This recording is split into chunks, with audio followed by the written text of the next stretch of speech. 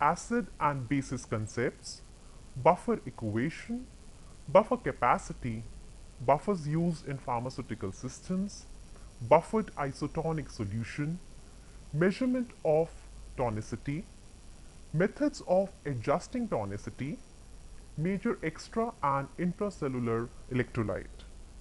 Besides, we shall also study functions of major physiological ions, electrolyte used in replacement therapy, compounds like sodium chloride, potassium chloride, calcium gluconate, physiological acid-base balance, oral rehydration salt, dental products, dentifrices, role of fluoride in dental caries, calcium gluconate, sodium fluoride, zinc eugenol cement.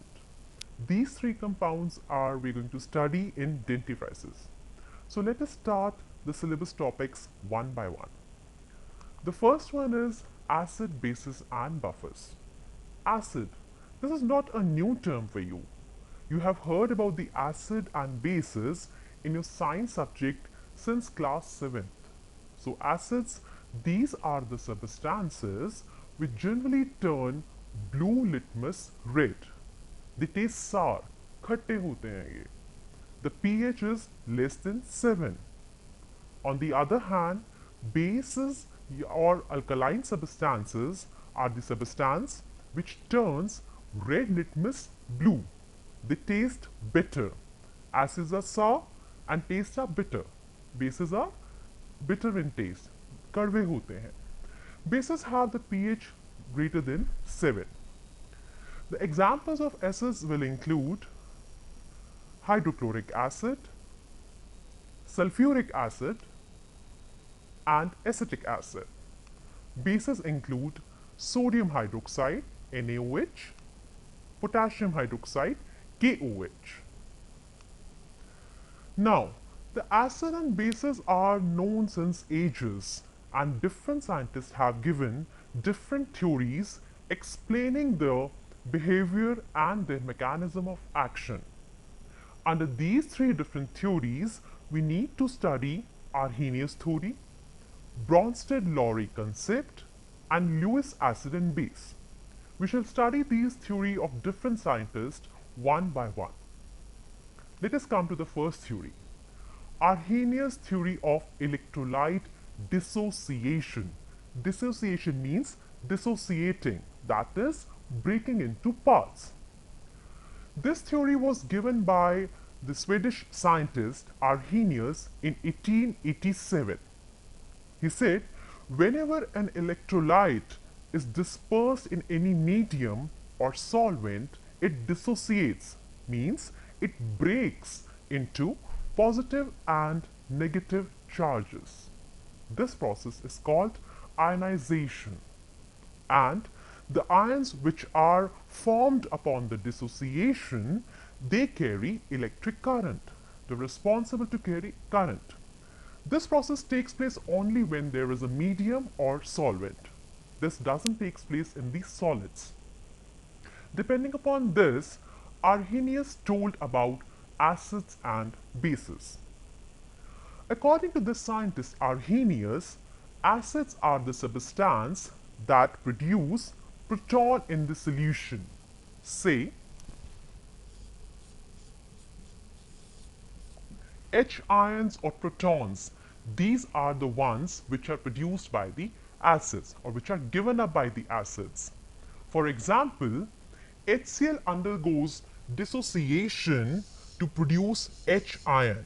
You can have a look on this equation that HCl dissociates into proton ion, and what is remaining is the chloride, that is a negative ion. Now, the bases are the substance that dissociate to give the hydroxyl ion. For example, NaOH. Have a look on this equation. The NaOH dissociates into Na plus ions and hydroxyl ions. So this is the process which takes place in the base, and the substance which gives this hydroxyl OH negative ion is called base as per the acids. So we can conclude here that acid is giving up the proton and bases is giving up the hydroxyl ions. Now, acid and bases, when they react with each other, they neutralize and they form water. Let us see how does this happen.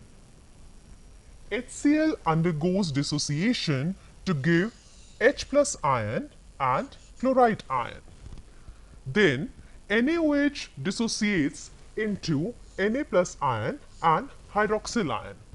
Now, when we combine these two equations, we get that acid and base, they react with each other to give the salt, which is sodium chloride in this case, and water molecule.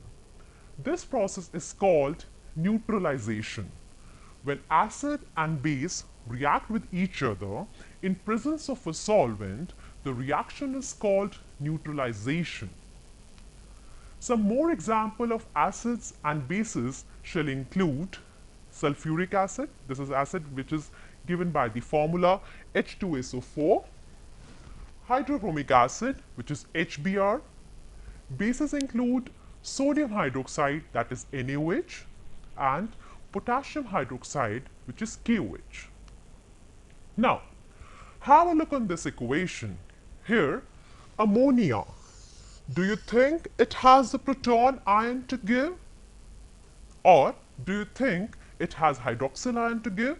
Does it has O in its formula here? No. But still, it is a base. Likewise, we can have a look here, sulfur dioxide. Sulfur dioxide is acidic in nature, means it should give protons. But can we see proton here in its formula? No. Similarly, we can't see any proton coming out of sulfur dioxide. So what does this mean? It means that as per Arrhenius theory, we cannot explain the acidic and basic behavior of these two compounds. That's why came another theory which was called as Bronsted-Lowry concept. Now this pair of scientists, they give another justification or the mechanism of action of acids and bases. As per them, acid is a substance that can donate a proton, and base is a substance that can take up or accept a proton. So, let us have a look on this reaction. Here, Ha is the acid which is going to give up the proton, and this proton will combine with the water, giving the hydronium ion. Now, when Ha has given the proton, it will be left with a negative ion. This negative ion is the conjugate base. I repeat here, when acid gives up a proton, it is left with conjugate base. Similarly, base is a substance which can accept or take up a proton. Now, when this base has accepted a proton, its induct form is called conjugate acid. So, in this reaction, we can see that this Ha acid has formed a conjugate base because it has given up the proton and it is left with a negative ion, which is conjugate base. Similarly, this base has taken up the proton and it has formed a conjugate acid, which is hydronium ion. As per the Bronsted-Lowry concept, we can explain the acidic nature of various other acids. Let us have a look on the acids and their conjugate bases. The first one is Ha, which gives the proton and A negative. Now, what is this A negative? This is a conjugate base. Similarly, hydrochloric acid, that is HCl. Again, it gives H plus ion, proton, and what is chloride? Conjugate base. Then we have sulfuric acid, H2SO4. Now this H2SO4 gives up what? Proton. And what we are left with? Sulfate anion, which is what? Which is a conjugate base. Then we have acetic acid, CH3COOH. Acetic acid is a weak acid, but still it gives up the proton. And what we are left with is acetate ion. So this is what? This is a conjugate base. Then we have ammonium ion here. Now, this ammonium ion also gives off what? Proton. What we are left with is ammonia, which is what? Conjugate base. So why do we call conjugate base? As per the theory, Bronsted-Lowry said, acid is a substance which gives up the proton. Now, this Ha has given up the proton.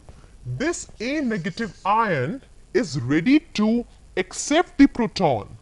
That is why we call it as a conjugate base, because base is a substance which takes a proton. Similarly, we can explain the behavior of bases and their conjugate acids as per the Bronsted-Lowry concept. As per them, again, base is a substance which takes up the proton. For example, B plus has taken the proton and forming an adduct BH plus. Now this BH plus is what? Now this is its conjugate acid. Similarly, hydroxyl ion has taken up the proton and formed water. Now this water is what? This is a conjugate acid. Sulfate ion SO4 2 negative has taken proton and forms sulfuric acid. This sulfuric acid is what? This is a conjugate acid. Ammonia has taken up again what? Proton. Why it has taken a proton? Because it is a base, and bases are those substances which takes up the proton, and it has formed what? Ammonium ion. Now, this ammonium ion is what? It is a conjugate base. Similarly, we have phosphorus ion. Now, this has given what? Proton to form phosphoric acid. Phosphoric acid is conjugate acid. So, we have a look here that bases, they take up the proton and form what? Conjugate acids. This is example when acid and base both react with each other. Have a look on this equation. In this equation, ammonia, that is NH3, reacts with hydrochloric acid, HCl, to give ammonium ion, and chloride ion is left. Now let us study which term is what here. See, ammonia is going to take up the proton. So, ammonia is what? It is a Bronsted-Lowry base. Now, when this base has taken up a proton, it has formed what? Ammonium ion. So, this ammonium ion is its conjugate acid. Similarly, in the equation, we have hydrochloric acid. Hydrochloric acid is the acid which gives up the proton. So, this HCl has given the proton and left with chloride ion, which is its conjugate base. So, this is an example of conjugate acid-base pair as per the Bronsted-Lowry concept. The next concept which came up was the Lewis concept of acid and bases. As per the Lewis, acid is a substance which is electron pair acceptor. It accepts the pair of electron. And on the contrary, base is a substance which donates or which gives electron pair. So base is electron pair donor. Let us have the look on these reactions here. Acid, this is the acid H proton, which is ready to accept the electron pair given by ammonia. This is the electron pair which is taken up by proton ion. As the earlier concept, proton ion is the one which is giving up the proton. but here it is also taking up the electron pair. So the Bronsted-Lowry acid is also a Lewis acid, and then it forms the adduct or the addition compound. Similarly, this acid is going to take up the proton from the ammonia, which is a base, and form adduct here, trifluorobromide. Then we have another acid which is going to take up the electron pair and form this adduct. Likewise, another acid which is going to take up this electron pair and form an adduct. So these are the Lewis acids and bases. Let us have one more reaction to explain it more. In this is a Lewis acid which is going to take up the proton and form the adduct. Now, acid and bases, they basically dissociate to show their action. This we had studied. Acid can be strong as well as it can be weak. As we studied earlier, acid is a substance which gives up proton. It does so when it get dissociate. वो टूटता है तभी proton ion उसमें से निकलता है. Now, any acid which is going to dissociate faster or easily or completely is going to behave as a strong acid. Why strong? क्योंकि वो बहुत जल्दी से, बहुत आसानी से अपना प्रोटॉन दे देता है. तो प्रोटॉन देना उसका एसिडिक बिहेवियर है, right? So the strong acid they get dissociated completely. For example, we have HCl here. Now this HCl breaks into protons and chloride, and this process is very rapid. So HCl is a strong acid, right? Now this HCl has given proton, and what is left with the chloride ion? This chloride ion is what? Its conjugate base. Since HCl has given proton so readily, the chloride ion won't take up that proton so easily. It means the conjugate bases of these acids are very weak. Why? Because they have less affinity for the proton. We have one more example here of the strong acid, that is sulfuric acid, H2SO4, which dissociate into two proton ions and sulfate ion. Similarly, the bases are also categorized as strong or weak. Let us study first a weak acid. As we did, the acid which dissociates completely is a strong, and the acid which dissociate partially means adhura, incomplete. जो acid पूरा dissociate नहीं होता है, आसानी से dissociate नहीं होता है और प्रोटॉन आयंस उतनी ही आसानी से नहीं देता, that is your weak acid. For example, we have acetic acid here. Now this acetic acid dissociate partially, पूरा डिसोसिएट नहीं होता है. It gives what? It gives acetate ions and protons. Now since this acid are weak, ठीक है, तो correspondingly उनके जो conjugate base होंगे वो स्ट्रॉन्ग होंगे, right? Say conjugate bases of these acids are strong. Why? Because they have greater affinity for the proton.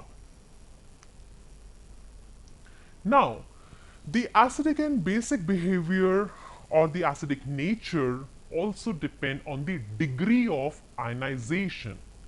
किस extent, किस डिग्री तक एक एसिड जो है वो आयनाइज हो रहा है. Let us have in this equation here, से Ha plus water reacts to give hydronium ion and A negative anion. According to law of mass equation, if I have to write the equilibrium constant, I will write the equation K equivalent is equal to hydronium ion into A anion, which are the products, upon reactant, which is Ha plus and H2O. So we have this equation here where we have done just the half cross multiply. Now, this Ka is what? This is the ionization constant. And this Ka varies or changes with the strength. If Ka is greater than 1, it means the acid is stronger. And if Ka is less than 1, it means acid is weak. The Ka or the ionization constant varies directly with the strength of the acid. Besides this, the strength of the ionization of acid and bases also depend the solvent present. For example, we did HCl is a stronger acid when the solvent is water. It ionizes good. Its ionization is what? Good. But when the same HCl is present in the presence of ammonia, its ionization is bad. Then we have acetic acid, which is a weak acid. If the solvent is water, its ionization is bad. But the same acetic acid is going to behave like as a good acid when the solvent is ammonia. Further examples we can note for the strong acids: HCl, hydrochloric acid, nitric acid, sulfuric acid. Weak acids include acetic acid, formic acid, and carbonic acid. Strong bases include sodium hydroxide, NaOH, and potassium hydroxide. Weak bases include calcium hydroxide and ammonium hydroxide. So this was regarding acid and bases. Now let us come to the buffer. This term you might have heard earlier also. Buffers are the substances which resist any kind of change in the pH. These are compounds or mixtures of compound in solution. They neutralize small amount of added acid or base and thus maintain the pH of the solution. Suppose if you have a solution which has pH of 3.2, right? In that case, if we add more acid to it or more base to it, it is but obviously that the pH is going to change. But if the buffer is going to be present there, it is going to resist the change in the pH. Buffers are generally made by weak acid and its conjugate base and weak base and its conjugate acid. Buffer action means the resistance to change in the pH, and the buffer capacity is number of millimoles of acid or base which is to be added to liter of buffer solution to change the pH by 1 unit. This is a formula where B is millimoles upon delta pH, that is change in the pH. Now, few characteristics of the buffer: they have definite pH value, their pH do not change on dilution, their pH do not change upon standing for the longer periods or very slightly altered. Example include weak acid and its base. For example, acetic acid and its salt, sodium acetate. Likewise, a solution of ammonia and ammonium chloride is another buffer example. Buffers can be divided into two categories: acidic buffers and alkaline or basic buffers. Acidic buffers are used to maintain obviously acidic environment and they have the acidic pH. They are generally prepared by mixing a weak acid along with its salt. Then aqueous solution of an equal concentration of acetic acid, that is CH3COOH, plus its salt, that is CH3COONA. This is an example of the buffer which has a pH of 4.74. Acidic buffers have pH less than 7. Now let us study alkaline or the basic buffers. These are used to maintain the basic conditions. They have basic pH, that is pH greater than 7. An example include equal concentration of ammonium hydroxide and ammonium chloride which has pH of 9.25. Now, let us study few buffers which are used in pharmaceutical formulation or pharmaceutical systems. For example, the buffer system of hydrochloric and KCl, this is a buffer system, and the pH range in which it is active is 1.2 to 2.2. As I told, buffer has a pH range in which they can resist the change in the pH. It's not possible कि अगर आपके solution में buffer है तो आप कितना भी acid उसमें डालते जाएंगे चेंज नहीं आएगा. No, it is not so. A buffer has its own capacity. अपनी ही क्षमता या कैपेसिटी तक ही वो पीएच को झेल सकता है. तो हमें बफर जो है पीएच रेंज के अकॉर्डिंग बनाने होते हैं, right?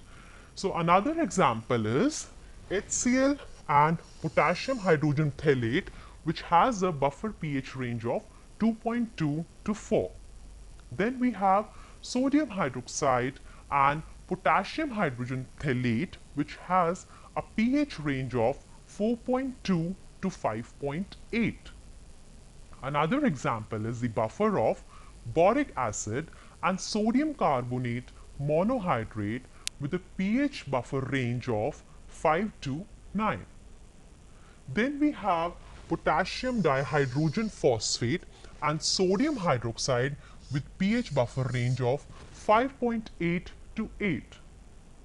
Another example includes boric acid, sodium hydroxide, and potassium chloride with a pH buffer range of 8 to 10. I hope I'm clear here that the buffers are the solutions which change and resist the change in the pH. They have their buffer capacity and they are active till a buffer range which is given by their specified. So this is the topic. So students, I hope I have made the concepts clear in your mind. Acid, bases and buffers. Acid is the substance which gives up the proton. Base is a substance which takes up the proton. Buffers are the substances which resist any kind of change in their pH. They work till their capacity. It's not that you keep on adding acid and base and buffer is going to be effective. They work in a defined buffer range. So these are the buffers. Our body has different buffers in our system. The different biological buffers we shall study in the next class. Besides, there are different pharmaceutical buffers which are used to maintain the stability and the other aspects. Thank you.